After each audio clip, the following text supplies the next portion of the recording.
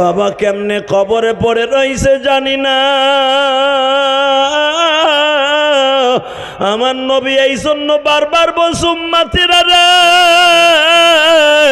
ফাআম্মাল ইয়াতীমা ফালা তাকহার ওয়া আম্মাস সাইলা ফালা তানহার ওয়া আম্মা বিনি'মাতি রাব্বিকা ফাহাদ্দিস।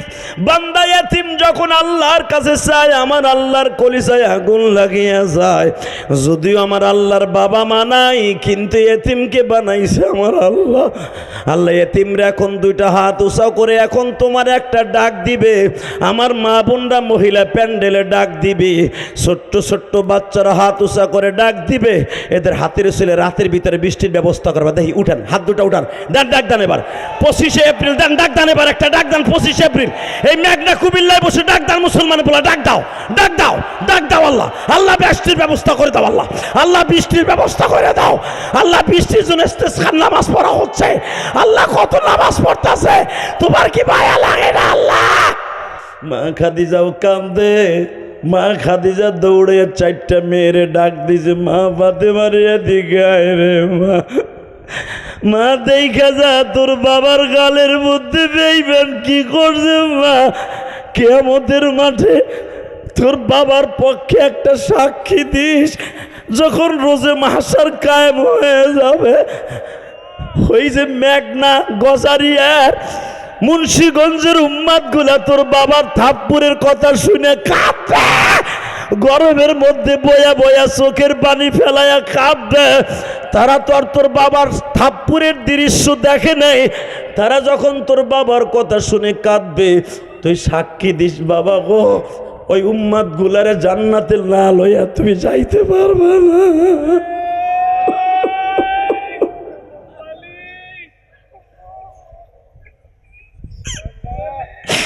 আমি বলি নাই গো বাবা, জীবনে ওয়াজ বছরকে বছর শোনা লাগে না, একটা রাত্র শুনলেই যথেষ্ট বাবা। আমার নবীর জন্য যাদের চোখে পানি, ও বাজান আপনার মৃত্যুর সময় আপনার ছেলে মেয়েরা থাকবে বাজান কবর পর্যন্ত, কিন্তু কবরে কেউ থাকবে না গো বাবা। একজন মাত্র বান্ধব তোমার কবরের পাশে থাকবে, সে হলো আমার নবী, আমার নবী, আমার নবী। নবীর কথা শুনে যদি কারো চোখে পানি আসে, ওই মানুষটা কোনোদিন বাবা নবীরে না দেখা মৃত্যুবরণ হবে না।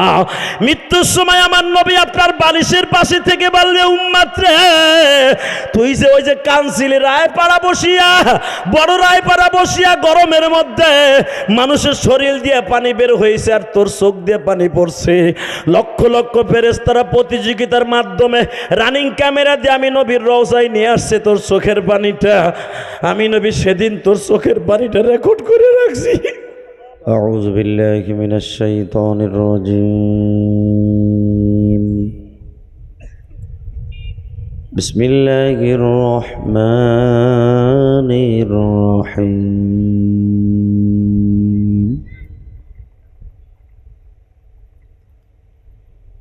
ولا تهنوا ولا تحزنوا وأنتم الأعلون إن كنتم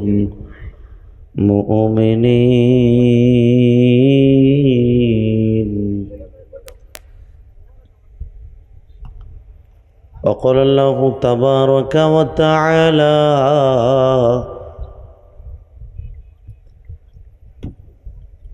وإنك لعلى خلق عظيم.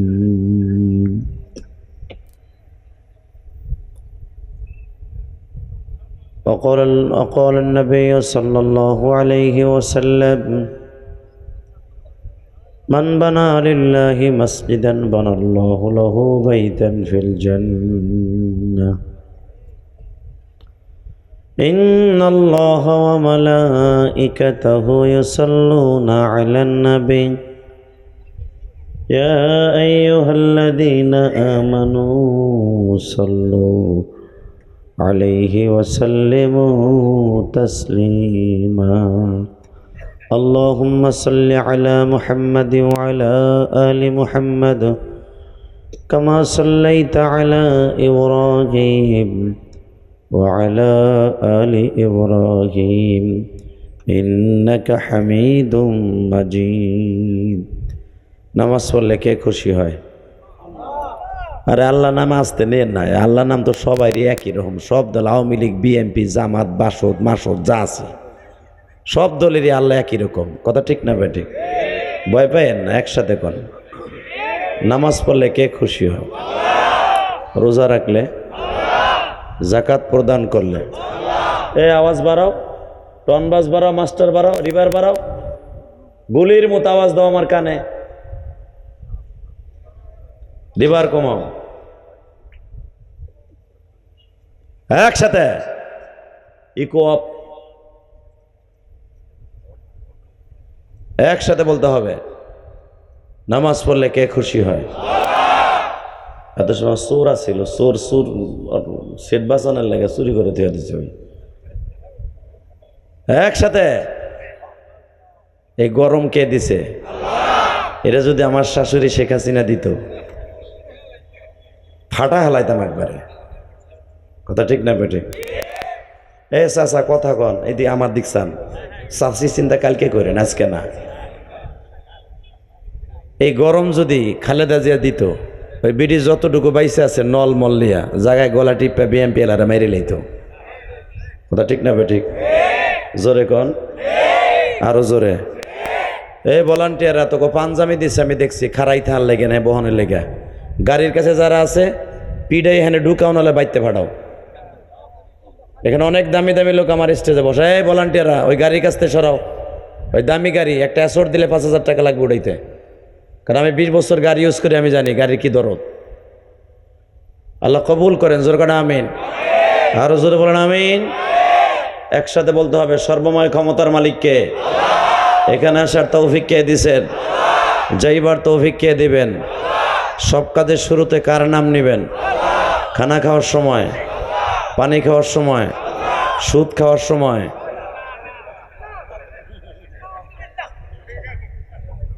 সুদ খাওয়া হালাল না হারাম? আস্তে কথা কইলে কিন্তু বোবা হয়ে মরবেন। খান খান, সত্য কথা কন। আমি জানি আমার একদিনের ওয়াজে একজনও সুদখোর কালকে সুদের টাকা উঠে আনবে না, এটা আমি জানি। এই 25 বছর ওয়াজের জীবনে শুনি নাই যে ওয়াজের পরের দিন কেউ উঠে আমার ফোন করছে, জোর আমি সুদেরটা উঠে এলাইছি ডরে। শুনি নেই আজ বন্ধু, আর আমি জানি এ শুনবো না। সুদের টাকা উঠাবেন না, এটা আমি জানি। তবু সত্য কথা কন। ওয়াজের মাঠে যখন পড়ছেন সত্য কথা বলবেন। রেডি? সুদ খাওয়া হালাল না হারাম? খাইতে খুব আরাম। আপনি কি জানেন সুদের কি গুনাহ? আল্লাহ 1 টাকাতে সুদ খায়, 1 টাকা। ফাহাল্লাল্লাহুল বাইআ ওয়া হাররামার রিবা। আল্লাহ বলেন আমি সুদকে তোমাদের জন্য হারাম করেছি, ব্যবসাকে হালাল করেছি। তাফসিরে বিশ্বনবী বলেন যে ব্যক্তি 1 টাকা সুদ খায় তার নিজের আপন মার সাথে জিনা করার গুনাহ হয়। মার সাথে জিনা করার গুনাহ লয়ে কবরে যাবেন, আর আপনার আল্লাহ পাতলা রুটি আর নান রুটি আর মুরগা পুরাই দেবে, আপনি আরামে খাবেন কবরে। না পিডাইয়া কবরতে বাইর করে দেবে একবারে। অতএব বলেন সুদ খাবো না। বলেন আমার দাওয়াত আমি দিয়ে যাই। বলেন সুদ খাবো না, হালাল খাবো, হালাল খাবো, হালাল খাবো, হারাম খাবো না। কারো মাথায় বাড়ি দিয়া বড়লোক হবো না। বঙ্গবন্ধুর ছবিওয়ালা নোট পাইয়া একজনের ভোট আর একজনের দেব না। কথা কন না? এখানে অনেক দাঁড়িয়ালা চান্দু চাচা আছে, ভোটের 1 রাত আগে 2 রাত দিয়ে যাবে 500 টাকার বঙ্গবন্ধুর নোট। ভাই আপ তো মারে দেবো না, দেবো করে। তুমি তো আমার শ্বশুর বাড়ি এলাকার লোক। কথা কন না? পরের রাত্রে বঙ্গবন্ধুর লম্বা একটা লোট, 1000 টাকার নোট, ওটা পাইয়া পুরা পোল্টি। আল্লাহর জাতের কসম করে বলছি, ভোট দেয়া কিন্তু ফরজ। কথা বলেন না কেন? গোমসরে ভোট দিবেন, চুরি করবো চেয়ারম্যানে, গমের বস্তা নিয়ে দৌড়াবেন জাহান্নামে আপনি। যদি আমার ফতা উল্টাইতে পারেন আপনার ফাঁসার নিচ দিয়ে যাবো। আমার গোপালগঞ্জের ভাষা,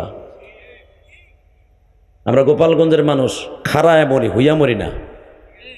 একসাথে বলতে হবে সর্বময় ক্ষমতার মালিক কে? আরো জোরে বলতে হবে মুসলমানের বলা। ভোট যারে নিয়ত করছেন যে ন্যায় নিষ্ঠা ভালো লোক তাকেই দিবেন। সে যদি আপনার বাপেও খারায়, আপনার বাপ যদি দেখেন গম চুরি করছে গত ট্রামে, ওর ধার দিয়ে হাঁটবেন না। কতক্ষণ না কেন? জোরে কন, আরো জোরে। চেয়ারম্যানরা খুশি হন যারা নতুন খারাইছেন। চাইরে নাও তো আমার দেন নাই, ভোট আপনাকে করে দিয়ে যেতেছি আমি। চান্দু তুই খারাপই না। একসাথে বলেন সর্বময় ক্ষমতার মালিককে। বুঝলেন, মেম্বার চেয়ারম্যান এইগুলা মহলায় কয়েকদিনের জিম্মাদারি দিছে আমাদের।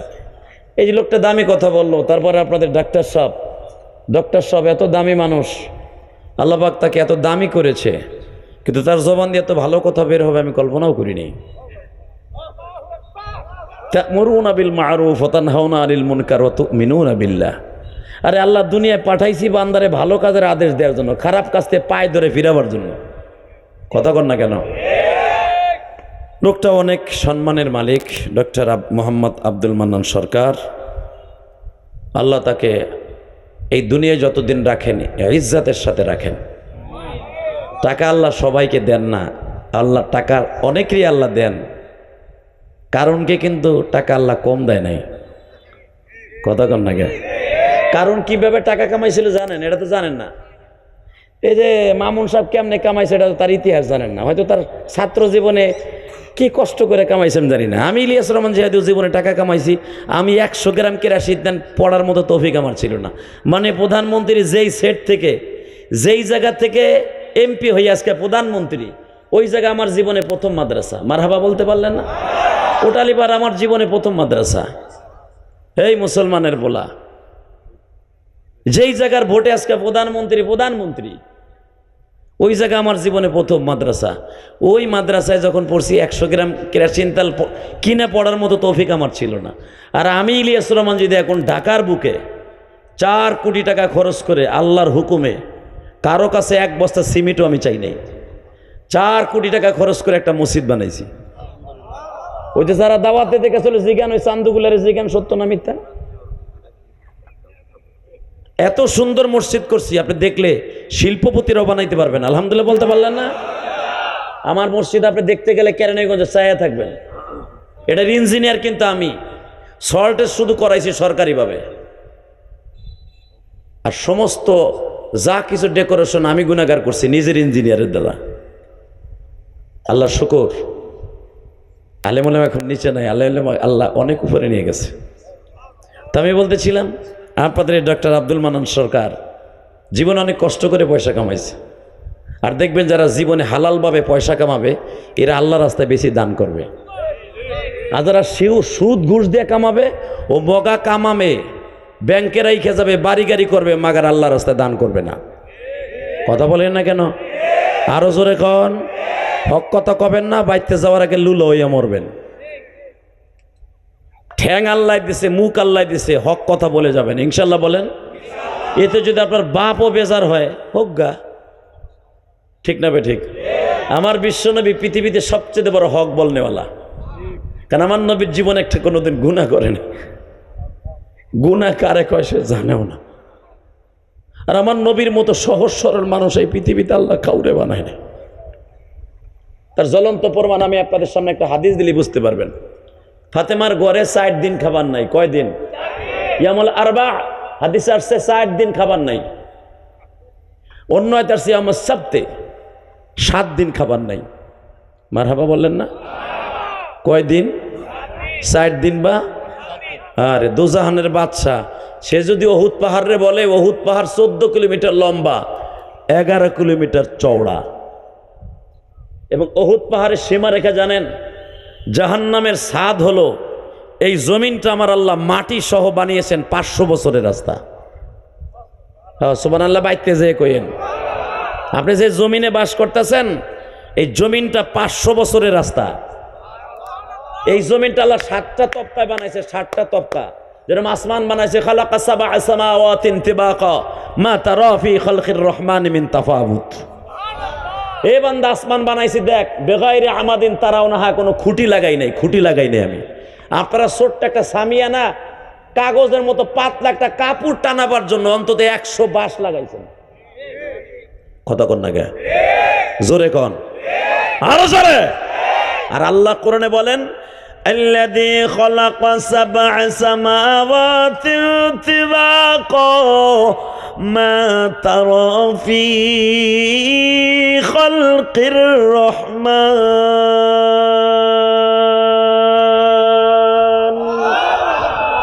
কোরআন তেলাওয়াত শুনে যারা আল্লাহু আকবার বলবেন, ওই ডাক্তারও আছে এখানে, রাজনীতিবিদরাও আছে, জিজ্ঞেস করবেন পৃথিবীর সর্বশ্রেষ্ঠ মেডিসিনের নাম হলো আল কোরআন।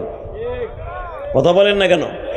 কোরআন তেলাওয়াত শুনে যে ব্যক্তি আল্লাহু আকবার বলবে, জীবনে তার হার্টের রোগ হবে না, ইনশাল্লাহ বলেন। বাংলাদেশের একটা দামি একটা হসপিটাল, আসগর আলী হসপিটাল, এই জায়গারও ডাক্তার আছে, এখানে প্রকৌশলীও আছে। একটা প্রকৌশলী হওয়ার জন্য একটু আদ্র এলিমেন্ট দরকার হয় না, অনেক শিক্ষিতর দরকার হয়। আল্লাহ তাকে বানিয়েছেন। আপনাদের এলাকায় তো অনেক দামি দামি মানুষ আছে। আল্লাহর শুকর, আমি সবার জন্য দোয়া করি, আল্লাহ যেন সবাইকে কবুল করেন। চলে যাবেন না আব্দুল মান্নান ভাই? কই যাবেন আপনি? আরে বয়ান মিয়া, আপনি পাস করবেন তো, গেলে তো আর ফেল করবেন। পাস করার কথা হাসিটা কি বাবা রে বাবা, হাসিটা দিছে কি অন্তর থেকে আয়া পড়ছে, কাম হয়ে গেছে। মারহাবা গান।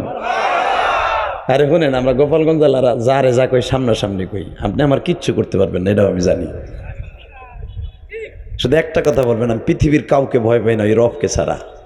কারণ আমার ওয়াজ স্বয়ং মাননীয় প্রধানমন্ত্রী শুনে। আলহামদুলিল্লাহ বললেন না? আমি জানি, হ্যাঁ সবই জানি। আপনি বসেন, আপনি যাইয়েন না, আপনি গেলে আপনারও বিপদ আছে। আল্লাহ ভালো মানুষ, অনেক ভালো মানুষ যারা স্টেজে বসে আছে। আমি বেশি সময় কথা বলবো না, আপনি অসুস্থ, সুস্থ হয়ে যাবেন ইনশাল্লাহ। আজকে জুমার রাত, দামি একটা রাত। আপনি কি জানেন এই মাসটায় যে বসছেন, রমজানের পরে একটা দামি মাস শাওয়াল মাস। এই মাসে একটা 6টা রোজা আছে। 6টা রোজা যদি এই মাসে কেউ রাখে, অন্য কোনো মাসে কিন্তু 6টা রোজা নাই, এত দামি। রমজানের পরে বাদার রমাদান, মান সামা বাদার রমাদান সিত্তাতে শাওয়াল কিয়ামত দাহর। কেউ যদি এই মাসে 6টা রোজা রাখে, আল্লাহ সুবহানাহু ওয়া তাআলা তার পুরা বছর রোজা রাখার সওয়াব দান করবে এবং তার জীবনের সব গুনাহ মাফ করে দিবে। অন্য কোনো মাসে এরকম সওয়াবের কথা আল্লাহ রাসূল বলেন নাই। অতএব এই মাসে আরো কিছু কথা আছে। এই মাসে আমার নবী 2টা বিবাহ সংগঠিত করছেন, 2টা বিয়া। একটা বিয়ে হলো তার কলিজার টুকরা ফাতেমার বিয়া, সুবহানাল্লাহ বলেন না? এই মাসে ফাতেমারে বিয়ে দিছে আমার নবী। আর একটা কাজ করছেন, পৃথিবীর সর্বশ্রেষ্ঠ কুমারী নারী, যাকে আল্লাহ সর্বপ্রথম জান্নাতের ভিতরে আমার নবীর জন্য বাসর আল্লাহ নিজে সাজাই দিবেন। আরো জোরে কোন, আরো জোরে। আরে বাসরটা যখন আল্লাহ সাজাবে, বুঝেন তো সেটা কেমন হইব? মানে প্রধানমন্ত্রীর ছেলে নাতি যখন বিয়ে হয়, তাদের বাসর যখন সাজায়, বাসর যারা সাজায়, বলেন তো বাংলাদেশের এমন কোন কোয়ালিটির ফুল আছে যেগুলো ফুল লাগায় না? হ্যাঁ, কারণ প্রধানমন্ত্রীর আত্মীয় তো।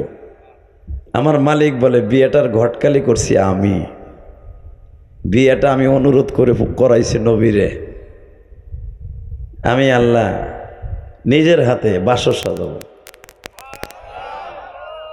4টা মেয়ের সাথে আমি আল্লাহ নিজে আমার নবীরে বিয়ে বহ দিব। তার ভিতরে 1 নম্বরে হলো মা মারিয়াম। জোরে বলেন। আল্লাহ রাব্বুল আলামিন মারিয়ামের সাথে আমার নবীকে কিয়ামতের মাঠে বিবাহ দিবেন। 2 নম্বরে ফেরাউনের স্ত্রী মা আসিয়ার সাথে আমার নবীকে বিবাহ দিবেন। মারহাবা কোন। ওই বিয়ের বরযাত্রী আমরা নিজেরা হব। ওই বিয়ায় যিনি চিফ গেস্ট হবেন, মহিলাদের মধ্যে 2জন মহিলা, একজন হলো মা আয়েশা, দ্বিতীয়জন হলো মা খাদিজা। বাজান, এই 2টা মহিলা কেন চিফ গেস্ট হবে জানেননি? পৃথিবীর শ্রেষ্ঠ মহিলাদের মধ্যে একজন মহিলা বাবা, যেই মহিলাটা 40 বছর বয়সে তার স্বামীর ঘরে আসছে, জীবনে কোনোদিন স্বামীর রাইখে 1 লোকমা খাবার মহিলা খায় নাই। জীবনে কোনোদিন দিনের বেলা ঘুমাইছে, রাতের বেলা ঘুমায় নাই। 40 বছরের জীবনে নবীর ঘরে গেছে, 63 বছর হায়াত মা খাদিজা পেয়েছে। 63 বছরের জীবনে 23 বছর নবীর ঘর করছে। 23 বছরের জীবনে কোনোদিন আমার নবীরে রাইখা বিছানায় পিঠ দেয় নাই। এবাজান যারা রাজনীতি করেন তারা বুঝবেন, অনেক বিবি আছে স্বামী ঘরে যাওয়ার আগ পর্যন্ত বিছানায় পিঠ দেয় না। কথা কন না কেন? অনেক বিবি আছে স্বামী মরে গেলেই বাঁচে। হ্যাঁ, আপনাকে গজারিয়া পোলাপান কিন্তু বেশি বিদেশ থাকে, এখানে কিন্তু পরকিও বেশি হয়। এই মুসলমানের বলা স্বামী বিদেশের থেকে একটা মোবাইল পাঠায়, এত কষ্ট করে স্বামীর লগে 1 মিনিটও কথা কয় না, তার এক্স বয়ফ্রেন্ডের সাথে ঘন্টার পর ঘন্টা কথা কয়। কথা বলেন না কেন? এক্স বয়ফ্রেন্ড বুঝেন, বুড়া চাচা, ওটা আপনি কইতে বুঝবেন, আপনার নাতি বুঝে। বাংলায় আমাকে ওই যে বুঝে নাই চাচা কইছে, আমি বুঝি না। বাংলায় কয় দিয়ে যেটা কয় নাং নাং লাং কয় নাং। নাঙের লগে ঘন্টার পর ঘন্টা কথা কয়, স্বামীর লগে কথা কয় না। কথা বলেন না কেন? এই মুসলমানে বলে, আমি আপনাকে নারায়ণগঞ্জ গজারিয়ার কথা বলি নাই, আমি বলছি আমার গোপালগঞ্জের কথা।